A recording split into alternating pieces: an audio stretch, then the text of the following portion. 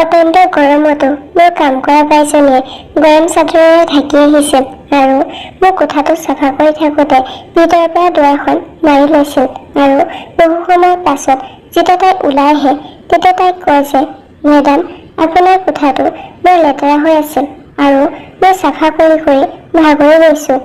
মই যেতিয়া মোৰ স্বামীৰ ওচৰত অভিযোগ কৰোঁ তেতিয়া তেওঁ কয় যে, এনেকুৱা ভুল কেতিয়াও নকৰিবা, ইমান কম পইচাত কাম কৰা বাই ক'তো বিচাৰি নাপাবা। এদিন মোৰ সন্দেহ হ'ল আৰু কাম কৰা বাইজনীক সোনকালে ঘৰলৈ যাবলৈ দিলোঁ। তাৰপিছত মই নিজেই তাইৰ দৰে গৰম চাদৰ উৰি আমাৰ ৰুমটো চাফা কৰিবলৈ ধৰিলোঁ। কিছু সময়ৰ পিছত মোৰ গাৰ নোম শিয়ৰি উঠিল যেতিয়া নেকি মোৰ কাম কৰা বাইজনীক মই কিছু আচহুৱা যেন লাগে। মোৰতো মন যায় যে মই তাইক কামৰ পৰা উলিয়াই দিওঁ। মই মোৰ স্বামীৰ লগত বহি চাহ খাই আছিলোঁ। যেতিয়া মই তাইক মোৰ সমস্যাটোৰ কথা ক'লোঁ তেতিয়া তেওঁ স্তম্ভিত হৈ পৰিল আৰু ক'লে যে, এই দুখীয়া মানুহজনীৰ লগত তুমি কিয় ইমান লাগি আছা? তোমাৰ এই অভ্যাসটোত মই বৰ বিৰক্ত হৈছোঁ। তুমি সদায় কোনোবা নহয় কোনোবা কাম কৰা বাইক সমালোচনা কৰাত ব্যস্ত হৈ থাকা। তোমাৰ লগত কথা পতাটোৱেই ভুল আছিল। এই কথা কৈ আশিছে উঠি চাহ নোখোৱাকৈ কোঠাত সোমাই গ'ল, য'ত নেকি মই চকীখনত স্তম্ভিত হৈ বহি থাকিলোঁ। আশিছে মোৰ লগত ইমান খঙালকৈ কেতিয়াও কথা পতা নাছিল। তেওঁ আছিল কোমল হৃদয়ৰ মানুহ। তেওঁ মোৰ সকলো সমস্যা পলকতে সমাধান কৰিছিল। তেওঁৰ পৰা এই ধৰণৰ আচৰণ মই কেতিয়াও আশা কৰা নাছিলোঁ। হৃদয়খনে অনুভৱ কৰিছিল যে মই এতিয়াই ৰেশমাক ফোন কৰি কৈ দিওঁ যে তুমি কাইলৈৰ পৰা মোৰ ঘৰলৈ কাম কৰিবলৈ নাহিবা। কিন্তু তাৰ পিছত আশিছৰ কথা ভাবি মই এই চিন্তাটো মোৰ মনৰ পৰা আঁতৰাই পেলাইছিলোঁ। মই ভয় খাইছিলোঁ যে সি মোৰ ওপৰত খং কৰিব। মই অলপ সময়ৰ বাবে এই চিন্তাটো এৰি পাকঘৰলৈ আহিলোঁ আৰু ৰাতিৰ ভাত সাঁজৰ যোগাৰ কৰিব ধৰিলোঁ। যেতিয়া ভাত হ'ল তেতিয়া মই আশিছক ভাত খাবলৈ মাতিব গ'লোঁ। মই ভাবিলোঁ যে তেতিয়া তেওঁ মোক কৰা বেয়া আচৰণক লৈ লাজ প্ৰকাশ কৰিব, কিন্তু মই তেওঁৰ আচৰণত সামান্যতম পৰিৱৰ্তনো দেখা নাপালোঁ। তেওঁ মনে মনে উঠি আহি ভাত খালে আৰু নিজৰ কোঠালৈ গুচি গ'ল। যেতিয়া মই পাকঘৰৰ সকলো কাম কৰি কোঠালৈ আহিলোঁ তেতিয়া আশিছ বিচনাত শুই আছিল। মই আচৰিত হ'লোঁ যে এই সৰু কথাটোত তেওঁ মোৰ লগত কিয় এনে আচৰণ কৰিলে। পিছদিনা ৰাতিপুৱা যেতিয়া ৰেশমা আহিল তাই প্ৰথমে আমাৰ কোঠালৈ গ'ল আৰু কোঠাটোৰ ভিতৰৰ পৰা বন্ধ কৰি চাফা কৰিবলৈ আৰম্ভ কৰিলে। মই বাহিৰত থিয় হৈ তাইৰ কাম শেষ হোৱালৈ অপেক্ষা কৰি আছিলোঁ। ৰেশমাই মোৰ ঘৰত কাম আৰম্ভ কৰিছিল মাত্ৰ 20 দিন আগতে। তাই বহুত কম টকাতে কাম কৰিবলৈ মান্তি হৈছিল। তাই বহুত ভাল আছিল, কিন্তু মই তাইৰ কোঠা বন্ধ কৰি চাফা কৰা কামটো ভাল পোৱা নাছিলোঁ। মই তাইক 2-3 বাৰ মানাও কৰিছিলোঁ, কিন্তু তাই ক'লে যে, মেডাম, মই সকলোৰে ঘৰত এনেকৈ কাম কৰোঁ। মই তাইৰ কথা শুনি নিমাত হৈ যাওঁ। যেতিয়া তাই কোঠাটো চাফা কৰি আহিছিল মোৰ এনেকুৱা লাগিছিল যেন তাই বহুত ভাগৰুৱা হৈ পৰিছে। তাই মোক থিয় হৈ থকা দেখি মোৰ ফালে চাই হাঁহি মাৰি ক'লে, মেডাম, মই সদায় 1 ঘণ্টাকৈ আপোনাৰ কোঠাটো চাফা কৰি দিওঁ, সেইকাৰণে মই ভাগৰুৱা হৈ যাওঁ। তাইৰ কথা শুনি মই হাঁহি এটা মাৰি আকৌ পাকঘৰলৈ গ'লোঁ আৰু ৰেশমাৰ এই কামবোৰ ভালদৰে লক্ষ্য কৰিবলৈ চেষ্টা কৰিলোঁ।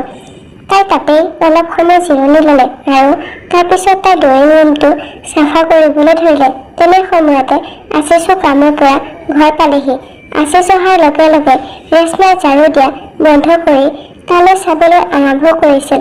আশিছে তাইৰ ফালে এবাৰ চকু ফুৰালে আৰু সি কোঠাটোত সোমাই গ'ল।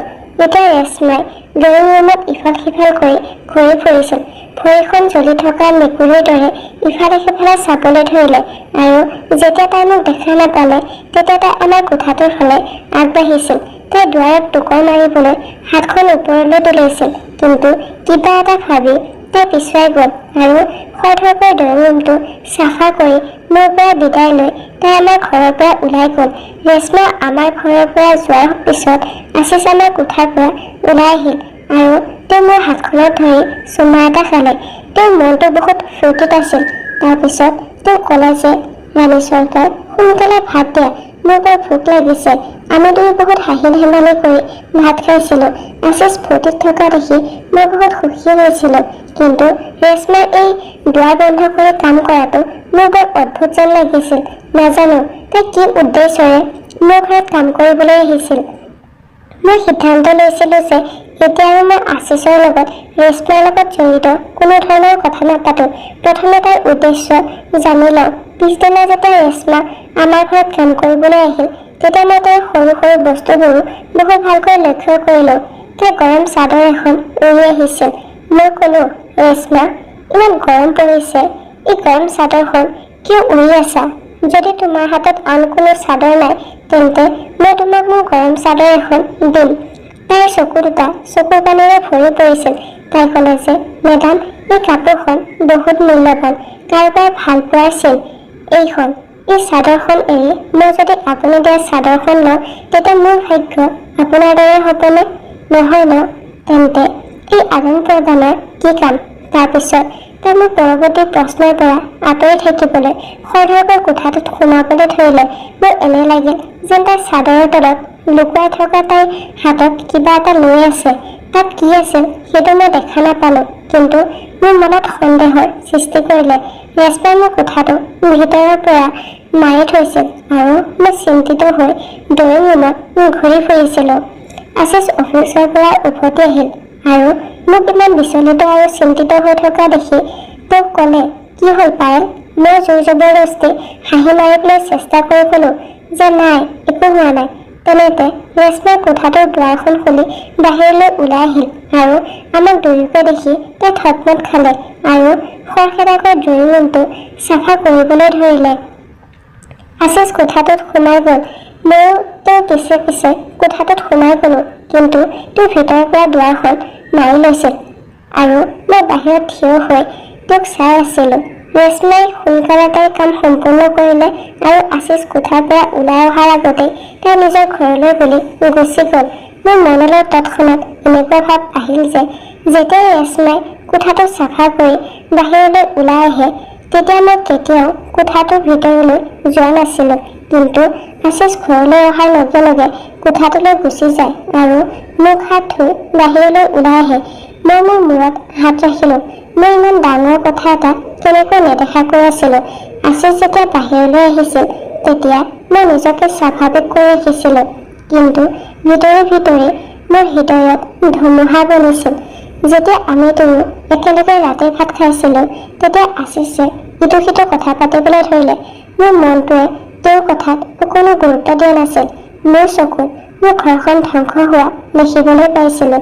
মই সিদ্ধান্ত লৈছিলোঁ যে মই এই সমস্যাটো সমাধান কৰিম আৰু তাৰপিছত পিছদিনা সন্ধিয়া যেতিয়া ৰেশ্মা কামলৈ আহিছিল তেতিয়া মই তাইক কৈছিলোঁ যে তুমি মোৰ ঘৰ চাফা কৰাৰ সময় সলনি কৰি দিয়া। মোৰ ঘৰৰ কাম 2 বজাৰ পৰা 5 বজালৈ কৰিবা। ৰেশ্মাই হাঁহিলে আৰু ক'লে, মেডাম, এইটো সম্ভৱ নহয়। এই সময়ত মই শ্ৰীমতী তিৱাৰীৰ ঘৰত কাম কৰোঁ। মই তাইক ক'লোঁ যে তাই সময় সলনি কৰি সন্ধিয়া শ্ৰীমতীৰ ঘৰত কাম কৰক। তাই মূৰ জোকাৰি ক'লে, মেডাম, সম্ভৱ হোৱা হ'লে মই কৰিলোহেঁতেন। যদি আপুনি মোৰ ঠাইত আন কাৰোবাক ৰাখিব বিচাৰিছে তেনেহ'লে আপুনি যি ভাল পায়। মই নিমাত হৈ থাকিলোঁ। মই এইটো বিচৰা নাছিলোঁ যে কেৱল ভুল বুজাবুজিৰ বাবেই ৰেশ্মাৰ দৰে ভাল কাম কৰা মহিলা এগৰাকীক মই আঁতৰি যাবলৈ দিম। সেইকাৰণে মই ভাবিলোঁ যে প্ৰথমে এই বিষয়টো ভালদৰে তদন্ত কৰি লওঁ। ৰেশ্মা আকৌ এবাৰ মোৰ কোঠালৈ গ'ল আৰু তাই ভিতৰৰ পৰা দুৱাৰখন বন্ধ কৰি চাফা কৰিবলৈ ধৰিলে। ময়ো ড্ৰয়িং ৰুমত বহি তাই ওলাই অহাৰ বাবে অপেক্ষা কৰি আছিলোঁ। এই সময়ত আশিষো আজি অফিচৰ পৰা ঘৰলৈ উভতি আহিছিল। আশিষে কোঠাটোত সোমাবলৈ আৰম্ভ কৰাৰ লগে লগে ময়ো তাৰ পিছে পিছে গ'লোঁ। আমি দুয়ো ভিতৰলৈ গ'লোঁ। গোটেই ৰুমটো গাজৰৰ হালোৱাৰ সুগন্ধিৰে ভৰি পৰিছিল। মই প্ৰশ্ন কৰা চকুৰে আশিষলৈ চালোঁ। তেতিয়া তেওঁ ক'লে যে অফিচৰ এজন বন্ধুৱে ঘৰৰ পৰা মোৰ বাবে হালোৱা বনাই আনিছিল। মই ঠিক আছে বুলি ক'লোঁ আৰু তাৰপিছত পাকঘৰলৈ গ'লোঁ। পাকঘৰত থকা চকীখনত বহিলোঁ আৰু মোৰ চকুৰ পৰা চকু পানী টোপাল টোপ টোপকৈ ওলাবলৈ ধৰিলে, কাৰণ মই জানিছিলোঁ যে এই হালোৱা আশিষৰ বাবে লৈ ৰেশ্মাই আনিছিল, কাৰণ যেতিয়া আশিষ অফিচৰ পৰা ঘৰলৈ আহিছিল তেতিয়া তেওঁৰ হাত দুখন খালী আছিল। আশিষে মোক কিয় মিছা কথা কৈছিল। এটা মিছা কথাৰ অৰ্থ মই ভালকৈ জানিছিলোঁ, কাৰণ এটা মিছা কথাই হাজাৰটা মিছা কথাৰ জন্ম দিয়ে। তাৰপিছত এজন লোকে গোটেই জীৱনটো মিছা কথা কৈ কটাবলগীয়া হয়। আশিষে গাজৰৰ হালোৱা বহুত ভাল পায়। সেই কথাটোৰ বিষয়ে কেৱল মইহে জানিছিলোঁ আৰু মোৰ শহুৰৰ সকলো লোকসকলে জানিছিল। মোৰ কাম কৰা বাইজনী মোৰ ছোৱালীৰ খোৱা বস্তুৰ পচন্দ আৰু অপচন্দৰ কথা কেনেকৈ জানিব পাৰিলে। মই দেখিলোঁ যে আশিষ মোৰ ফালে আহি আছে। মই জোৰ জবৰদস্তি হাঁহিবলৈ চেষ্টা কৰিলোঁ, কাৰণ মই নাজানিছিলোঁ যে কেনে পৰিস্থিতিত কেনেধৰণৰ আচৰণ কৰিব লাগে। সেইকাৰণে মই হাঁহিৰ সহায় ল'লোঁ। যেতিয়া আশিষ পাকঘৰত সোমাই আহিছিল তেতিয়া মোক দেখাৰ লগে লগে তেওঁ চিন্তিত হৈ পৰিল আৰু সুধিলে, কি হৈছে তোমাৰ? ইমান মন মাৰি কিয় আছা? মই ক'লোঁ যে মোৰ মূৰৰ বিষ হৈছে, কিন্তু মই জানিছিলোঁ যে এই উত্তৰটো শুনি আশিষে বিশ্বাস কৰা নাই। আমি দুয়ো একেলগে বহি ভাত খালোঁ। তাৰপিছত তেওঁ নিজৰ কোঠালৈ গুচি গ'ল। মই অলপ বতাহ ল'বলৈ ঘৰৰ বাহিৰত খোজ কাঢ়িবলৈ ধৰিলোঁ। আজি মোৰ হৃদয়খন বৰ অস্থিৰ হৈ পৰিছে। চকুৰ পানী নিজে নিজে বৈ আহিছিল। তাৰপিছত মই টোপনি যোৱা ঔষধ এটা খালোঁ আৰু শুই গ'লোঁ।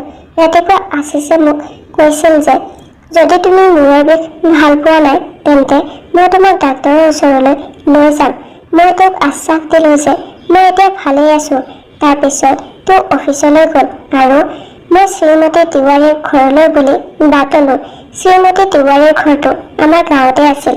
ৰেশ্মা এতিয়া সিহঁতৰ ঘৰলৈ কাম কৰিবলৈ যোৱা নাছিল, সেইবাবে মই তেওঁক সোধ-পোছ কৰিব পাৰিম। মই সিহঁতৰ ঘৰলৈ যাওঁতে শ্ৰীমতী তিৱাৰীয়ে মোক বহুত ভালকৈ সন্মান দিলে। ইটো সিটো কথা পতাৰ পিছত শ্ৰীমতী তিৱাৰীক ক'লোঁ যে ৰেশ্মাৰ প্ৰতি মোৰ বৰ দুখ লাগে। ইমান গৰমত তাই গৰম চাদৰ উৰি আহে।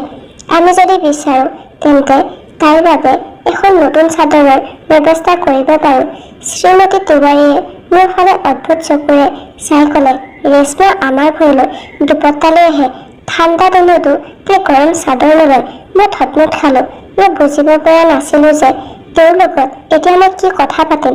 তাৰপিছত মই ক'লোঁ যে নাজানো ৰেশ্মাৰ এইটো কি অভ্যাস। তাইৰ বেডৰুমটো চাফা কৰি থাকোঁতে নাজানো তাই কিয় ভিতৰৰ পৰা দুৱাৰখন বন্ধ কৰি লয়।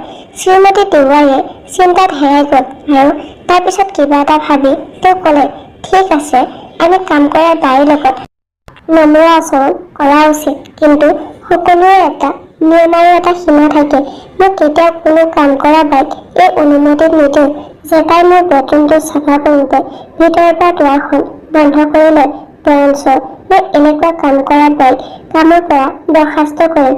তেওঁৰ কথা শুনি মই ক'লোঁ যে কিন্তু ৰেশ্মাই মোক কৈছিল যে তাই এনেকৈ দুৱাৰ বন্ধ কৰি সকলোৰে ঘৰত কাম কৰে। শ্ৰীমতী তিৱাৰীৰ এইটো কথাই মোৰ হৃদয়খন চুই গৈছিল। তেওঁ ক'লে যে তুমি বহুত সহজ সৰল। মই বহুত ভালকৈ জানিছিলোঁ যে তেওঁ মূৰ্খ শব্দটোৰ সলনি সহজ সৰল শব্দটো ব্যৱহাৰ কৰিছে। মই তাৰ পৰা উঠি মোৰ ঘৰলৈ আহিলোঁ। শ্ৰীমতী তিৱাৰীৰ কথাবোৰ মোৰ কাণত গুণগুণাই আছিল। যেতিয়া সন্ধিয়া হ'ল তেতিয়া ৰেশ্মাই গৰম চাদৰ উৰি আকৌ এবাৰ আমাৰ ঘৰলৈ আহি কোঠাটোত সোমাই গৈছিল। তাই কোঠাটো চাফা কৰি ওলাই আহিছিল। যেতিয়া আশিষো অফিচৰ পৰা ঘৰলৈ আহিছিল, মই পাকঘৰৰ খিৰিকীখনৰ ওচৰত থিয় হৈ দুয়োজনলৈ চাই আছিলোঁ। যেতিয়া আশিষে খঙেৰে চিঞৰি ক'লে, ৰেশ্মা, তোমাৰ কাৰণে এইটোৱে ভাল হ'ব যে তুমি এই কামটো এৰি গুচি যোৱা। মোক শান্তিৰে থাকিবলৈ দিয়া। মোৰ পিছ এৰি দিয়া। ৰেশ্মাই কান্দিবলৈ ধৰিলে। তাই ক'লে, এই পৃথিৱীত তুমিয়ে মোৰ একমাত্ৰ সাৰথি। তোমাৰ অবিহনে মোৰ কোনো নাই। মোক মোৰ নামৰ পৰিচয় দিয়া, নহ'লে তোমাৰ সকলো সত্যৰ কথা মই তোমাৰ পত্নীক ক'ম। তাৰপিছত তুমি কি কৰিবা?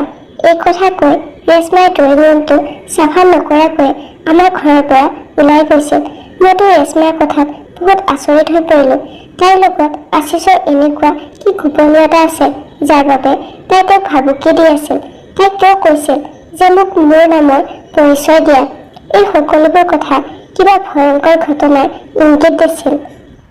মই আশিষক ভাত খাবলৈ মাতিলোঁ, কিন্তু তেওঁ মোক বেয়াকৈ বকিবলৈ ধৰিলে। তেওঁ ক'লে যে তুমি কেনেকুৱা তিৰোতা যিয়ে নিজৰ ঘৰৰ কামো কৰিব নোৱাৰা। আমি মাত্ৰ দুজনহে মানুহ আছো, কিন্তু তুমি দুজন মানুহৰ কামো কৰিব নোৱাৰা আৰু এনেকুৱা কাম কৰা বাইক ঘৰত সোমাবলৈ অনুমতি দিছা। তেওঁ এইখিনি কথা কৈ বাহিৰলৈ ওলাই গ'ল। মই যেতিয়া কোঠাটোত সোমালো তেতিয়া হালোৱাৰ গোন্ধত মোৰ হৃদয়খন আকৌ বিচলিত হ'ব ধৰিলে। আজি হয়তো আশিছে হালোৱাখিনি লুকাবলৈ পাহৰি গৈছিল বা তেওঁ আওকাণ কৰিছিল। যেতিয়া মই কোঠাটোৰ খিৰিকীৰে চালো তেতিয়া আশিষ বহুত চিন্তিত হৈ ইফালে সিফালে খোজকাঢ়ি আছিল। মই নিজেই আচৰিত হৈছিলো যে কি হৈ আছে এইবোৰ। এই গোটেই সত্যটো মই কেনেকৈ উলিয়াই আনিম। মোৰ ৰেশ্মাৰ ওপৰত বহুত খং উঠিছিল, কিন্তু মই এনে পৰিস্থিতিত বাধ্য আছিলো যে তাইক একো প্ৰশ্ন কৰিব পৰা নাছিলো। মই অসহায় আছিলো। সেইবাবে মই আশিষৰ মাকৰ পৰা সহায় লোৱাৰ কথা ভাবিছিলো। তেওঁ গাঁৱত থাকে, আনহাতে আমি দুয়ো স্বামী স্ত্ৰীয়ে আশিষৰ কামৰ বাবে চহৰত থাকো।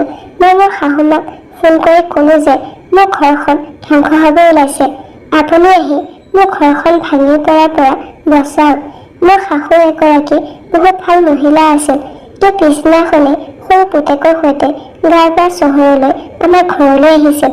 আশিষে নিজৰ মাকক দেখি একেবাৰে সুখী হোৱা নাছিল। তেওঁ ক'লে, মা, এই মূল্যবৃদ্ধিৰ সৈতে এই চহৰত থকাটো বৰ কষ্টকৰ। আপুনি কিয় আহিলে ইয়াত? মই প্ৰথমৰ পৰাই বহুত সমস্যাত দিন কটাই আছো।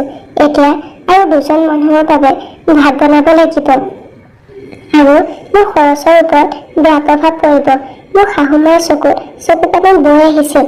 মই যেতিয়া আশিষক মনে মনে থাকিবলৈ ইংগিত দিলো তেতিয়া তেওঁ ক'লে যে তুমি আমাৰ দুয়ো মাক পুতেকৰ কথাৰ পৰা আঁতৰি থাকা।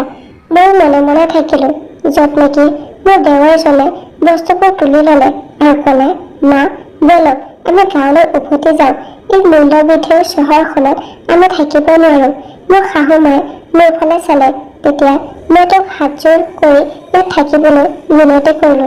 যি সময়ত নেকি মোৰ দেৱৰজনৰ ইমান খং উঠিছিল যে মই হাজাৰবাৰ কোৱাৰ পিছতো তেওঁ আমাৰ ঘৰত নাথাকিল। ইয়াৰ বিপৰীতে আশিষে মোক বকিবলৈ ধৰিলে যে তুমি তাক যাব দিয়া, তাক বাধা নিদিবা। দেৱৰ গুচি গ'ল। শাহুমা চিন্তিত হৈ আছিল। তেওঁ বিশ্বাস কৰিব পৰা নাছিল যে তেওঁৰ প্ৰিয় পুত্ৰই তেওঁলোকৰ লগত এনে ব্যৱহাৰ কৰিব। মই মোৰ শাহুমাক সকলো কথা ক'লো আৰু ক'লো যে আশিষ অলপ সলনি হৈছে। সেইবাবে মই আপোনাক ডাঙৰ বুলি গণ্য কৰি ইয়ালৈ মাতিছো, যাতে আপুনি আমাৰ দুয়োৰে মাজত থকা সকলো ভুল বুজাবুজি আঁতৰাই দিয়ে। সন্ধিয়া হোৱাত মই ৰেশ্মাৰ বাবে অপেক্ষা কৰিবলৈ ধৰিলো। মই ৰেশ্মাৰ সকলো কথা মোৰ শাহুমাক কৈছিলো। তাইৰ কামৰ সময় পাৰ হৈ গৈছিল, কিন্তু ৰেশ্মা কামলৈ অহা নাছিল। মই আশিষৰ লগত কথা পাতিছিলো যে এতিয়া মাৰ আগমনৰ লগে লগে ঘৰৰ কাম বাঢ়িছে, কিন্তু ৰেশ্মা আজি কামলৈ নাহিল। আশিষ খং কৰা কণ্ঠত ক'লে, মই তাইক কামৰ পৰা উলিয়াই দিলো। আজিৰ পৰা তাই কামলৈ নাহে। তুমি যে ফ্ৰীতে খোৱা মানুহবোৰক ফ্ৰীতে ভোজ দি আছা, তেন্তে এইটো হোৱাটো নিশ্চিত আছিল, নহয়নে? আশিষৰ উত্তৰত মই স্তম্ভিত হৈ পৰিলো। তেওঁ কেতিয়াও তেনেকুৱা নাছিল। তেওঁৰ ব্যক্তিত্ব ইমানেই উজ্জ্বল আছিল যে মই তেওঁৰ মাজত পোহৰ বিচাৰি পাইছিলো। কিন্তু এতিয়া কিয় এনেকুৱা হ'ল? মোৰ শাহুমায়ে ৰেশ্মাক লগ কৰি কিবা এটা সিদ্ধান্ত ল'ব বিচাৰিছে। মই গোটেই ৰাতি ভাবি থাকিলো যে কি কৰিম। তাৰপিছত মোৰ মনলৈ যি আহিল মই তাকে কৰিলো। পিছদিনাখন মই শ্ৰীমতী তিৱাৰীৰ ঘৰলৈ গৈ বহি ল'লো। তাইৰ কামৰ সময়ত যেতিয়া তাই তেওঁলোকৰ ঘৰত উপস্থিত হ'ল তেতিয়া তাই মোক দেখি ভয় খালে। মই ক'লো, ৰেশ্মা, ভগৱানক ধন্যবাদ যে আজি তুমি গৰম চাদৰ উৰি অহা নাই। চোৱাচোন সূৰ্য কেনেকৈ গৰমত উতলি আছে। তাৰপিছত মই তাইক অনুৰোধ কৰিলো যে আশিষে তোমাক ভুলকৈ কৈছে, যে আমাক আৰু কাম কৰা বাইৰ প্ৰয়োজন নাই। এতিয়া ঘৰত শাহুমাও আহিছে। মোক তোমাৰ প্ৰয়োজন আছে। আজি তুমি আমাৰ ঘৰলৈ কাম কৰিবলৈ আহিবা। আশিষেও এই কথাটো মানি লৈছে। মই লক্ষ্য কৰিলো যে হঠাতে ৰেশ্মাৰ মুখখন ৰঙা হৈ পৰিছে। সন্ধিয়া ৰেশ্মা তাইৰ গৰম চাদৰখন উৰি আমাৰ ঘৰলৈ আহিল, কিন্তু আচৰিত কথাটো হ'ল যে আজি তাই নিজৰ মুখখন দুপট্টাৰে ঢাকি আহিছে। ৰেশ্মাৰ এনেধৰণৰ আচৰণ দেখি মোৰ বহুত খং উঠিছে। মই ক'লো, তুমিতো শ্ৰীমতী তিৱাৰীৰ ঘৰলৈ কাম কৰিব যাওঁতে অকল দুপট্টাখন লৈ যোৱা, কিন্তু তুমি আমাৰ ঘৰলৈ আহিলে গৰম চাদৰখন উৰি আহা আৰু আজি কিয় মুখখন ঢাকি আহিছা? তাই মূৰ জোকাৰি হাঁহি এটা মাৰি ক'লে, মেডাম, আপুনিতো কৈছিল যে আপোনাৰ শাহু মা ঘৰলৈ আহিছে, গতিকে মই দুপট্টাখনেৰে মুখখন ঢাকি লৈছো। মই ক'লো, মই নালাগে, এনেকৈ মুখ ঢকাৰ একো প্ৰয়োজন নাই। তেওঁ কোনো অচিনাকি মানুহ নহয়, তেওঁ মোৰ শাহু মা। ৰেশ্মাই মূৰ জোকাৰি আমাৰ কোঠালৈ সোমাই গ'ল। আজি তাইৰ কোঠাটো চাফা কৰোঁতে আন দিনতকৈ বেছি সময় লৈছিল। মই মোৰ শাহু মাক বাহিৰত চোতালত বহিবলৈ কৈছিলোঁ আৰু ক'লো যে যদি আছিছ কামৰ পৰা ঘৰলৈ আহে তেন্তে আপুনি তেওঁক কোঠালৈ যাব নিদিব। তেওঁক কোনোবা নহয় কোনোবা প্ৰকাৰে কথা বতৰাত আবদ্ধ কৰি ৰাখিব। মোৰ শাহুৱে মোক বহুত সহায় কৰিছিল। মই সোনকালে আছিছৰ কোটটো পিন্ধি ল'লোঁ। মই সেই কোটটো ৰেশ্মা অহাৰ আগতে মোৰ শাহু মাৰ কোঠাত লুকুৱাই ৰাখিছিলোঁ। মই সেই কোটটো পিন্ধি কোঠাটোৰ ফালে পিঠি দি থিয় হৈ আছিলোঁ। সেইবাবে ৰেশ্মাই মোক চিনিব পৰা নাছিল। তাই কোৱা কথাবোৰ মোৰ হৃদয় জোকাৰি গৈছিল। তাই ক'লে যে আছিছ, মা আহিছে, তোমাৰ অনুমতি আছে যদি মই তেওঁক লগ কৰিব পাৰিমনে? এই সময়খিনিতে আছিছো দৈমূৰ পালেহি। তেওঁৰ পিছে পিছে শাহু মাও আহি আছিল। মোৰ শাহু মায়ে আছিছক বাধা দিবলৈ বহুত চেষ্টা কৰি আছিল, কিন্তু যেতিয়া মোৰ শাহুৰ চকু ৰেশ্মাৰ ওপৰত পৰিল তেতিয়া তেওঁ বহুত আচৰিত হ'ল। শাহু মাৰ খঙত মুখখন বেকা কৰি দিলে। এইবোৰ দেখি মই বহুত আচৰিত হ'লোঁ আৰু ৰেশ্মাক ক'লো যে আজি তুমি তোমাৰ সত্যটো মোক কৈ দিয়া। ৰেশ্মাই হুক হুকাই কান্দিবলৈ ধৰিলে আৰু তাৰপিছত তাই ক'লে যে মেডাম, মই বৰ ধনী পৰিয়ালৰ ছোৱালী আছিলোঁ। গাঁৱত মোৰ মা দেউতাক সকলোৱে সন্মান কৰে, কিন্তু মই মা দেউতাৰ সন্মান ধৰি ৰাখিব পৰা নাছিলোঁ। মোৰ বাবে দেউতাই সকলো কাম কৰিছিল, যিটো আমাৰ পৰিয়ালৰ আন কোনোৱে কৰিব পৰা নাছিল বা কেতিয়াও কোনো ছোৱালীৰ বাবে পিতৃয়ে কৰা নাছিল। মোৰ মা দেউতাই মোক কলেজৰ পঢ়া শুনাৰ বাবে চহৰলৈ পঠিয়াইছিল। মোৰ লগত গাড়ী আৰু ড্ৰাইভাৰ এজনো আছিল আৰু মই মোৰ নিজৰ দেউতাৰ গাড়ী ড্ৰাইভাৰৰ প্ৰেমত পৰিছিলোঁ।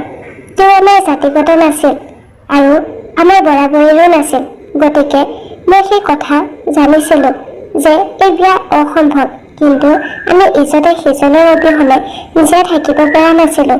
সেইবাবে মই সেই ল'ৰাটোৰ লগত পলাই গৈ তাৰ লগত বিয়া হৈছিলোঁ।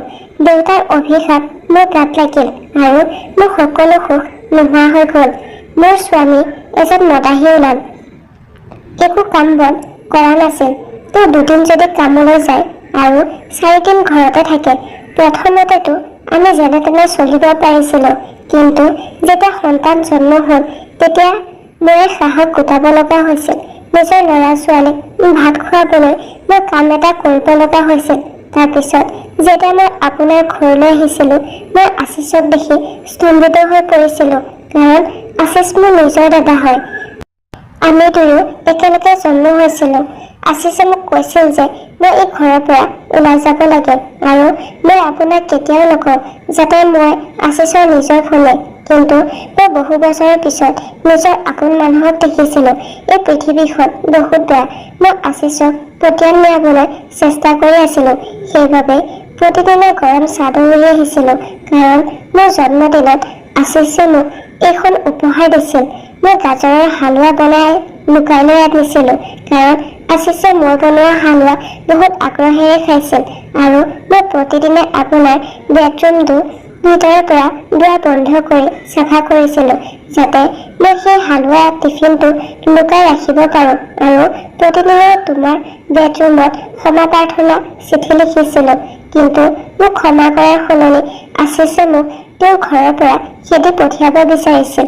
সেয়ে মই তেওঁক ভাবুকি দিবলৈ আৰম্ভ কৰিছিলোঁ যে যদি তুমি মোক ক্ষমা নকৰা তেন্তে মই মেডামক ক'ম যে মই আপোনাৰ নিজৰ ভনীয়েক হওঁ।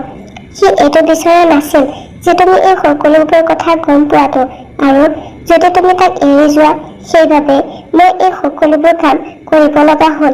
ৰেশ্মাই এই সকলোবোৰ কথা কৈ কান্দিবলৈ ধৰিলে।